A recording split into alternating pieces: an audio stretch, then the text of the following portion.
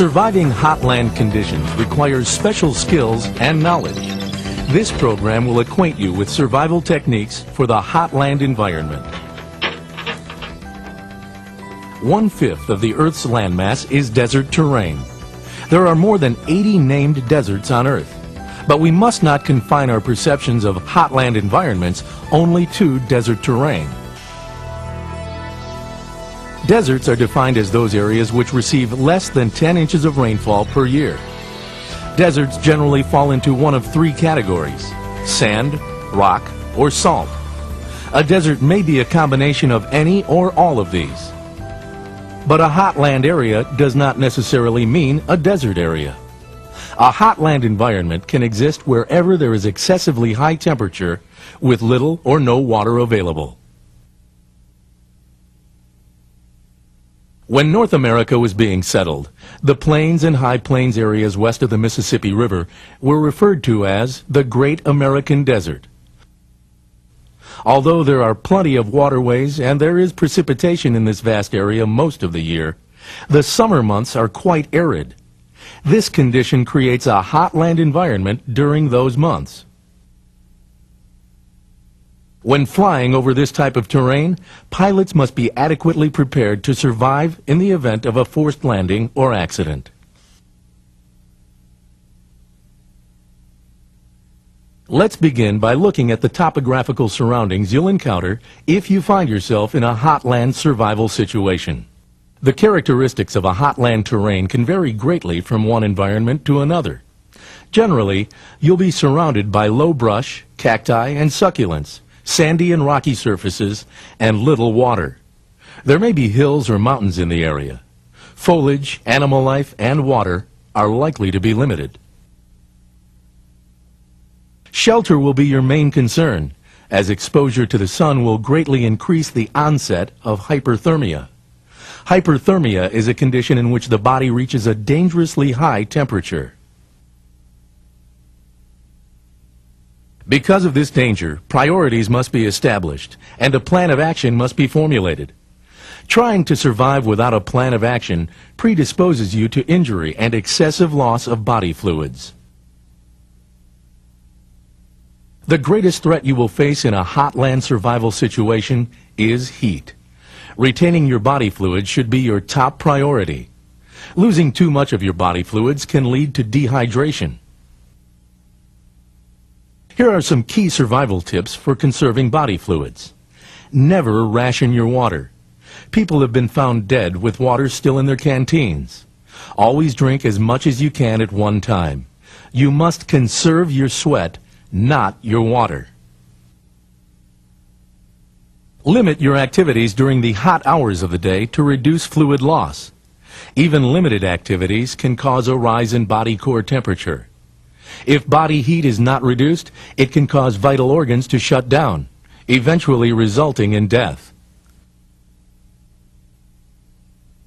Let's look at the cooling mechanism of the body and how it regulates body temperature. The primary cooling system of the body is the circulatory system. It acts very much the same as the cooling system of the engine in your automobile. Your metabolism has the function of burning fuel or nutrients and oxygen within your cells, which creates heat, much the same as the combustion inside your car's engine. Your blood absorbs this heat, as does the water in your car's engine, and is pumped to the tissues of the skin and lungs. This stimulates the sweat glands to release moisture at the skin surface where it evaporates. This process draws heat from the blood, which of course cools it. Heat is also released from the lungs through exhaled water vapor. This action is termed transpiration. If the quantity of fluids in the skin is reduced to the point that perspiration stops, the cooling system will cease functioning. This is similar to the way your car engine overheats and shuts down if its cooling system runs dry. If you do not replenish your fluids in sufficient quantity, fluid loss may exceed fluid intake. This is why rationing, in essence, just wastes the water you drink. The rule to remember is, conserve your sweat, not your water. Now let's discuss the stages and physiological problems associated with hyperthermia. It's important to recognize these symptoms and know how to treat them. Hyperthermia can manifest itself in the form of heat cramps or heat exhaustion and may eventually lead to heat stroke. The first stage of hyperthermia is heat cramps. Heat cramps are painful, involuntary spasms of the major muscles used in intense exercise. Heat cramps are common in hot weather and are believed to be caused by excessive water and sodium loss through sweating.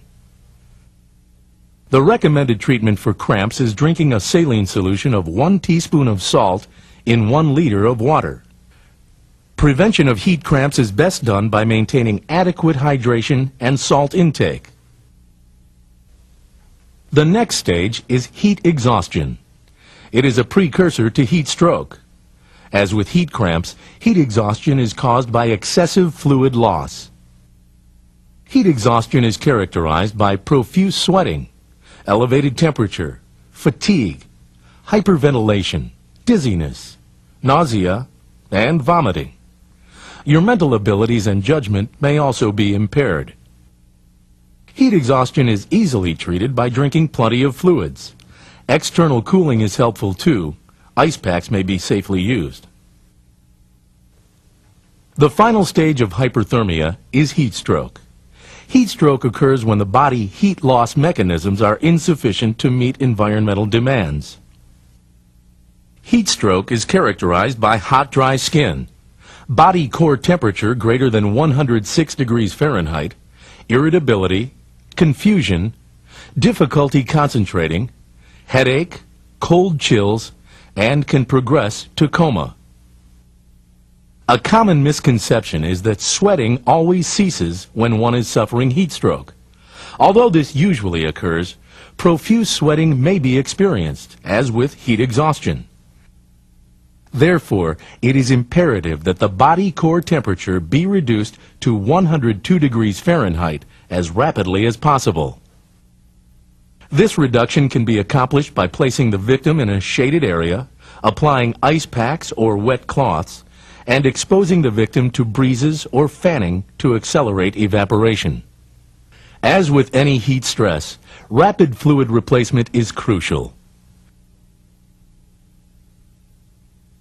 There are several factors that can influence heat loss or dissipation: physical condition, age, and most importantly, shelter.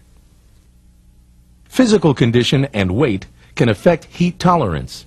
Overweight people are less heat tolerant than others. It is not apparent whether the excess weight or lack of physical conditioning is the problem. Fat is an insulator, so it decreases heat loss to the environment. Lack of conditioning may cause the overweight person to lack the good circulation necessary for effective cooling. Age is another factor that may influence heat loss. Elderly people and children are at a higher risk when exposed to excessive heat. A possible cause for a lower heat tolerance in older people is the reduction in sweat production. Heat intolerance in children may be due to several factors: their greater surface area to mass ratio, reduced sweat production, and higher metabolic rates. In a survival situation, think about physical condition and weight, elderly people and children if aboard the aircraft. Another very important factor in preventing heat stress is shelter. Your first source of shelter is clothing. In a hot land environment, remove garments that impair heat loss from your body. Wear enough clothing to protect yourself from the harmful rays of the sun. When dressing for a hot land environment, use the following guidelines. Keep clothing baggy and layered. This helps to insulate you from the hot environment. Wear light-colored clothing. It reflects direct sunlight away from the body. Keep all areas of the body covered and protected, especially the head and the back of the neck. Keep clothing on. Never pull clothing completely off to cool yourself. Remove layers or make clothing more baggy as needed. Sheltering yourself from the elements should be a top priority. It is critical in any survival situation that you protect yourself from environmental extremes. Exposure is the main cause of death in a survival situation. Even if you or others are injured, it is critical that you find immediate protection from the extremes of the environment. Shelter in the desert or any open area will be limited. Your best protection may be provided by the aircraft. It is also important that you stay within the vicinity of the aircraft, as search and rescue personnel will be looking for an aircraft, not an individual. If the aircraft is not suitable, trees and brush can provide shade from the sun. Temperature extremes can be experienced in the desert or plains environments. Daytime temperatures can exceed 100 degrees Fahrenheit, while nighttime temperatures can dip into the lower 30s. This can cause you to go from heat exposure to cold exposure in the same day. For this reason, you must be prepared to protect yourself from both extremes. Reflective shelters, such as a space blanket, are ideal in a hotland environment. A space blanket is made of a flexible material that will help you retain body heat, or if reversed, reflect heat, and it can also be used as a signaling device. Rock overhangs or caves also serve as good protection. Such shelter can protect you from the harmful rays of the sun, as well as the high, dry winds that are common in open spaces. By raising your body 8 to 10 inches off the ground, you create a dead airspace which can reduce the temperature by 20 degrees. You can achieve this same effect by digging a depression a foot or more deep in the ground. Any effort you make to reduce the temperature to which you are being exposed can aid you in keeping your body's core temperature close to normal. However, never establish a survival site in a dry creek bed, arroyo, or riverbed, as torrential rains can occur suddenly. Rain runoff can cause flash flooding, leaving you with no escape route. Try to locate an area on high ground. This will generally be cooler, safer, and make your campsite more visible. This can aid searchers both from the air and from the ground. Locating water is another top priority and may prove to be a life-saving endeavor. With limited or no activity, and with a temperature at 120 degrees or more, you may survive for only 2 or 3 days without water.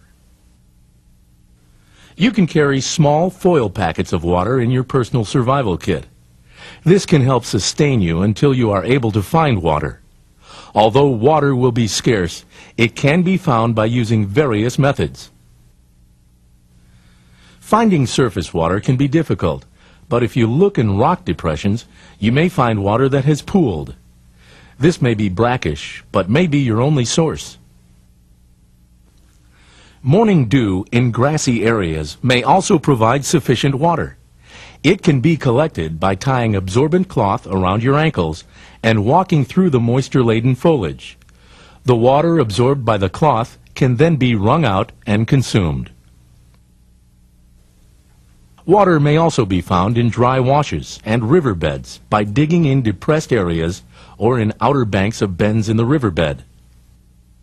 One of the best methods of obtaining water is by using a transpiration bag. A transpiration bag can be constructed by placing a large plastic bag, such as a lawn or leaf bag, over the branch of a tree or bush. Heat from the sun will cause moisture to be drawn from the foliage on the branch. This moisture will condense on the inner surface of the bag during the cool hours of the night. The amount of water obtained will depend on the density of the foliage. Up to 2 gallons of water per day for 3 days can be collected from the same branch. Bushes or deciduous and coniferous trees will all produce palatable water in sufficient amounts to sustain life. Cactus will provide water in amounts sufficient enough to sustain life in a dry land situation. Contrary to popular belief, cacti will not yield flowing water. Moisture must be sucked from the meat of the plant. However, an exceptional amount of fluid is held within cactus plants. There are many varieties of cacti. Those producing the greatest amounts of moisture for consumption are the saguaro, beryl, and prickly pear. These are also the most prolific. The meat of the cactus can provide some nutritional value if eaten. Regardless of its source, water should always be purified.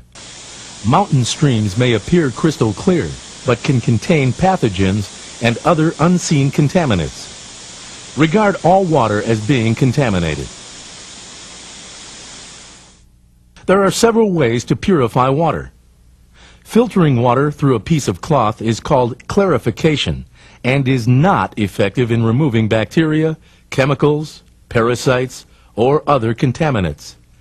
This process merely removes particulates from the water. Purification tablets work well, but be aware that some products have a limited shelf life. To be effective, tablets must be used before their expiration date. Iodine drops or chlorine work just as well and do not lose their potency. 2 drops per quart will purify the water. The best way to purify water is by boiling it. Boiling water for 2 minutes destroys any viruses, bacteria, or pathogens in the water. Pouring water back and forth between 2 clean containers restores its palatability. Charcoal filtration with a filter pump is another effective method of purifying water. There are several quality filter pumps on the market. Just remember, the pump's size should be compatible with the size of your survival kit. It's imperative that you keep your body hydrated in a hot land survival situation. So be aware that water is available from many sources if you know where and how to find it. More importantly, know how to make it safe to drink. Food is not a matter of immediate priority. The average adult can live up to 5 weeks without food. Actually, it is best to refrain from eating unless you have sufficient water to accompany it. It takes a great amount of fluid to aid the digestion of food. So unless water is available, you should not consume food in any form. Proteins require more fluid for digestion by the body than do carbohydrates. So refrain from eating those foods high in protein, such as meats and beans. Carbohydrates provide complex sugars and starches, which the body utilizes as long-term energy-producing nutrients. When assembling your personal survival kit, it is advisable to put nutritional bars or dried fruit in the kit. The body can utilize carbohydrates over the long term with a minimum fluid loss.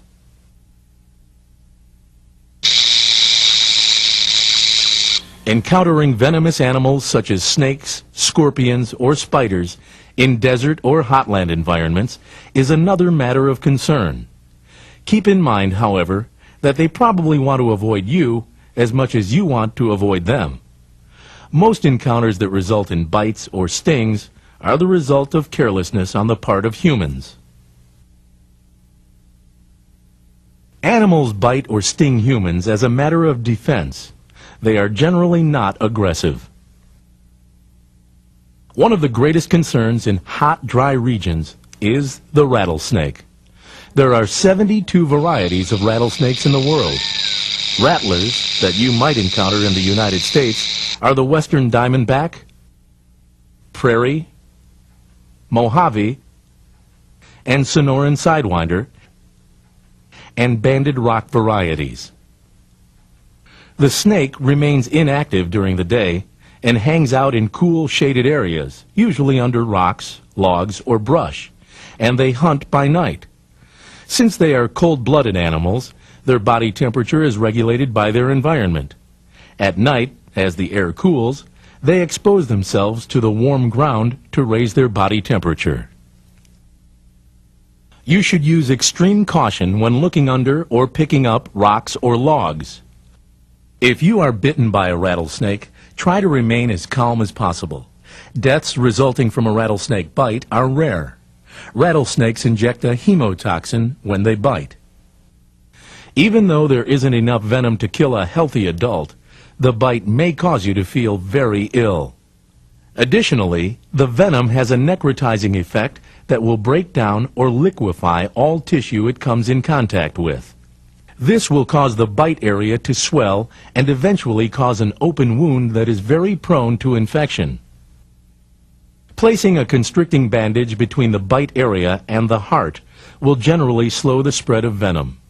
Ice packs tend to concentrate the venom at the bite area. The use of snakebite kits is discouraged, as the potential for infection is greatly increased.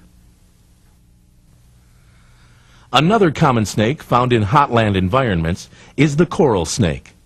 These snakes are brightly colored, usually red, black, and yellow, and are highly poisonous.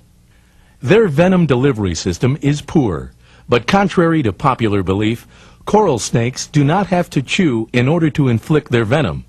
They are nocturnal and are rarely seen during the day. As with rattlesnakes, coral snakes generally spend the hot hours of the day under rocks, so always use extreme caution when picking up or moving rocks. Spiders, especially tarantulas, seem to create a sense of fear in people. Most stories of tarantula bites are either myth or greatly inflated. The tarantula is not an aggressive spider. Quite the contrary, tarantulas are docile. Their bites are not considered harmful to humans. Scorpions are found mostly in the desert. Careful inspection of clothing, footwear, and bedding should prevent a sting. The sting itself will bring about no complications and should be treated like a wasp or bee sting. Aggravating any animal will usually result in its defending itself. Give all venomous animals respectful distance. Survival in the desert, although extremely stressful, can be endured if you adapt yourself to your environment. Your chances of survival are greatly improved if you minimize your activities, conserve your energy by working only during the cool hours of the day, and maintain and retain your body fluids. The desert is unforgiving of mistakes, and in many instances, a single mistake may be fatal. All hotland environments are extremely harsh, but they yield a wealth of plant and animal life. This, combined with a comprehensive personal survival kit, can greatly enhance your survival chances. Learning the various life forms, ways of procuring water, and methods of shelter construction should greatly minimize your survival stress. The goal is to come out alive. By learning hotland survival skills, you can increase your chances of being a survivor.